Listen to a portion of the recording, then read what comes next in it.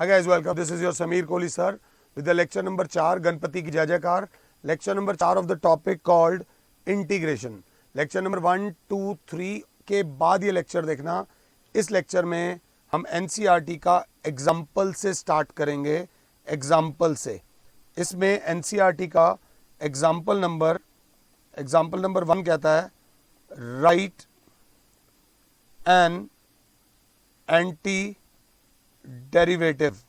ये उन्होंने तो एंटी डेरिवेटिव लिखा है, मैं साथ में बता दूं इंटीग्रेशन. एंटी डेरिवेटिव को क्या बोलते हैं? इंटीग्रेशन. और for each of the following functions using the method of inspection. Using the method of inspection, एक फंक्शन दे रखा है cos 2x, सेकेंड फंक्शन दे रखा है 3x square plus 4x cube, third function दे रखा है 1/x where x is not equals to 0. तो आराम से माता रानी का नाम देख लेना प्लीज, एक मिनट दे ध्यान से. वो क्या बोल रहे हैं? एंटी डेरिवेटिव मतलब इसको इंटीग्रेट करो. तो सबसे पहले मैंने क्या किया? इंटीग्रेट करा cos 2x dx को. तो cos 2x का आ जाएगा बेटा sin 2x upon 2 plus c लिखते हैं, बट अभी 2 मिनट के लिए मत लिखना. ये इसका डेरिवेटिव आ गया, एंटी डेरिवेटिव आ गया.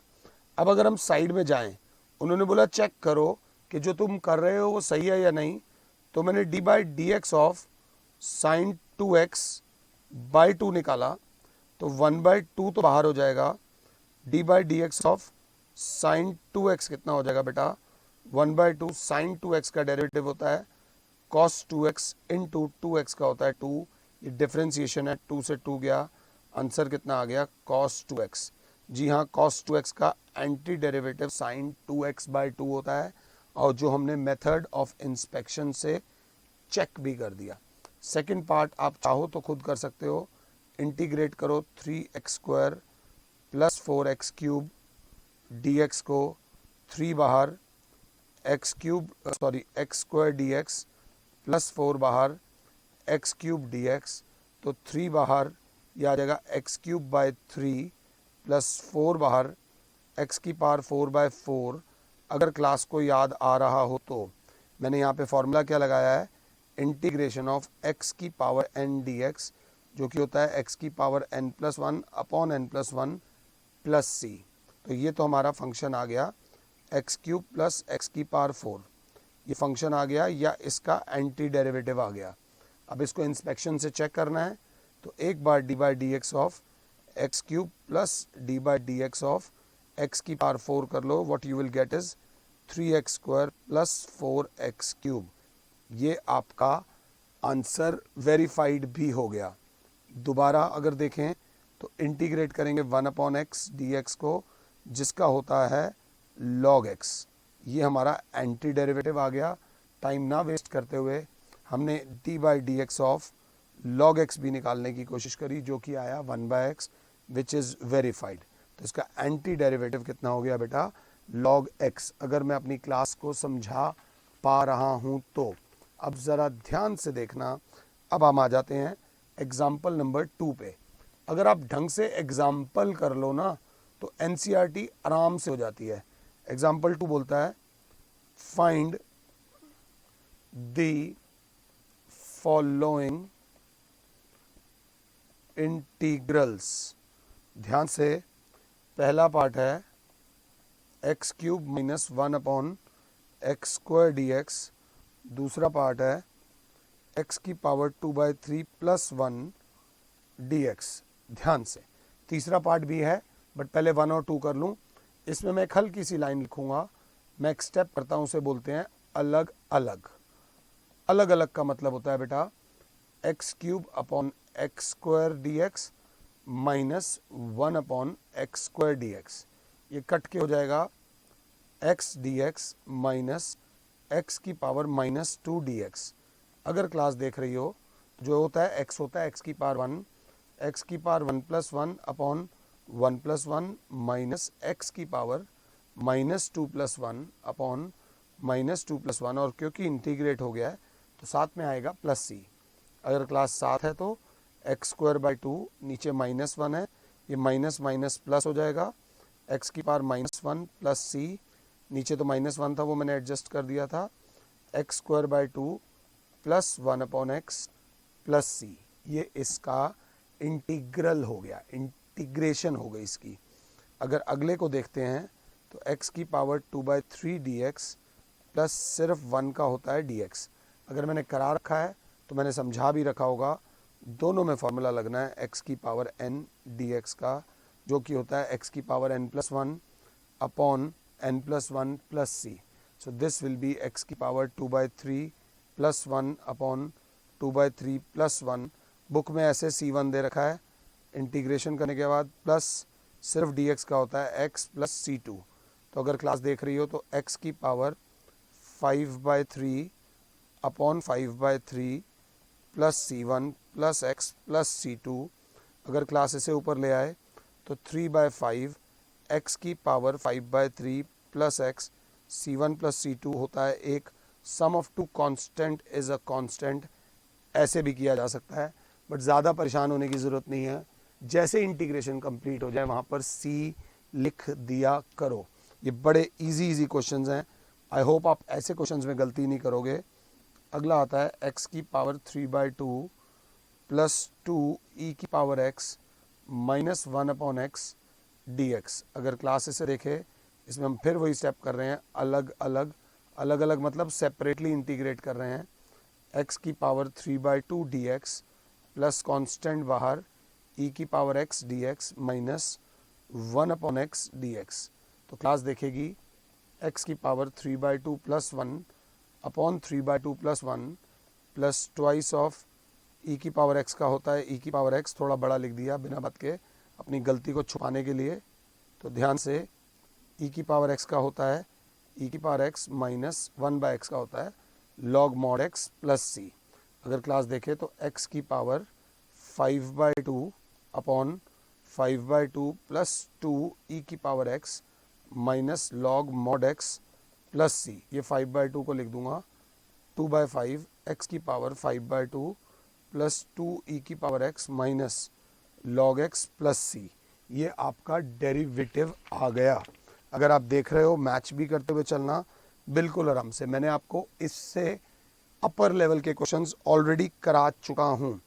अब हम आते हैं एग्जाम्पल नंबर 3 पे, जो बोलता है find the following integrals. Find the following integrals, जिसमें पहला दे रहा है sine x plus cos x dx बेटा। सेकंड दे रहा है cosecant x into cosecant x plus cot x dx। ये सेकंड पार्ट है बच्चे। और जो थर्ड पार्ट है वो है 1 minus sine x upon cos square x dx। जब तक पढ़ाई करोगे ट्रिग्नोमेट्री आपका पीछा नहीं छोड़ेगी। जब मैं इसको इंटीग्रेट करता हूँ तो आता है integration of sine x dx plus integration of cos x dx। Sine x का इंटीग्रल होता है minus cos x, cos x का इंटीग्रल होता है प्लस साइन एक्स प्लस सी। अगर माइनस पहले नहीं लिखना तो इसको ऐसे लिख सकते हो, sine X minus cos X plus C. ये इसका आंसर हो गया। ऑरेंज कलर इसलिए लिखा है कि मुझे लगता नहीं कि आपको मेरी ज़रूरत भी पड़ी होगी। ये क्वेश्चन को देख के डरना नहीं है। इंटीग्रेशन करते करते भगवान का नाम लो, मीन्स भगवान मीन्स सिंप्लीफिकेशन। चीज़ों को आसान करो, मुश्किल मत करो। तो इसको सिंप्लीफाई करूँगा तो अंदर आ जाएगा कोसिकेंड स्क्वायर एक्स, ये जब इससे मल्टीप्लाई होगा dx plus cosecant x cot x dx। बस मुझे फॉर्मूलाज याद होने चाहिए, बाकी तो कोई दिक्कत नहीं है। कोसिकेंड स्क्वायर एक्स का फॉर्मूला होता है माइनस कॉट एक्स, और कोसेक एक्स कॉट एक्स का फॉर्मूला होता है माइनस कोसिकेंड एक्स प्लस सी। कोई माइनस माइनस कॉमन लेने का चक्कर नहीं है। अब अगर आगे आते हैं तो यहाँ पर एक स्टेप आएगा जिसको बोलेंगे अलग अलग, अलग अलग means 1 upon cos square x D x minus sine x upon cos square x D x.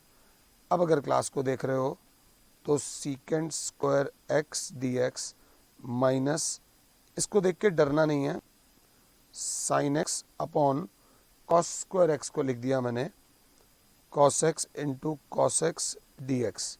Sine x upon cos x होता है टैन और 1 अपॉन कॉस एक्स होता है सीकेंड एक्स। तो क्लास देखेगी secant square x D x minus 1 upon cos x होता है सीकेंड x और साइन अपॉन कॉस होता है tan x D x. Secant square x का हो जाएगा, अगर मैं आ जाऊं तो tan x minus सीकेंड x tan x का होता है सीकेंड एक्स प्लस सी। जितनी बार मैं ये बोल रहा हूँ बार बार आपको कहीं ना कहीं फार्मूलाज भी याद दिलाने की कोशिश कर रहा हूँ ताकि फार्मूलाज आपको याद हो जाएं। This is example number 3। Example number 3 के बाद आता है एग्जाम्पल नंबर 4। थोड़ा सा ध्यान से देखना, वो जो कह रहा है वो कह रहा है find the antiderivative of capital F of f defined by f of x is equals to 4x cube minus 6 where f of 0 is 3। f of 0 is क्या बेटा 3। तो ज़रा ध्यान से देखना, हमसे मांगा क्या गया है, हमसे मांगा गया है कि anti derivative of f, find the anti derivative of f where f is defined by ये।